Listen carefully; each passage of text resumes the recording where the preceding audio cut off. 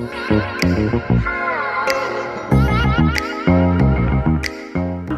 the World Voice Day. The World Voice Day is a worldwide annual event that takes place on April 16, devoted to the celebration of the phenomena of voice.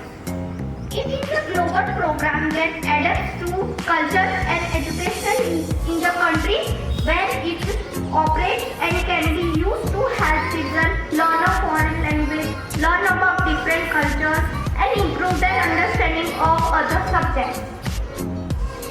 Dear World Voice Committee, WVD 2025 campaign is on. The new motto is Empower Your Voice, chosen by the Voice Committee of the American Academy. It serves as an opportunity to acknowledge the significance of vocal health, expression and communication. The theme for 2025 is Empower Your Voice. Awareness is a critical factor influencing early diagnosis, best treatment practices, funding for research and hopefully cure. World Voice Day helps support this goal. Your voice is unique and should be heard today and every day. That's all for today's special item. I hope that you learned something new. Thank you and have a wonderful time. इसके अंदर क्या होनी चाहिए?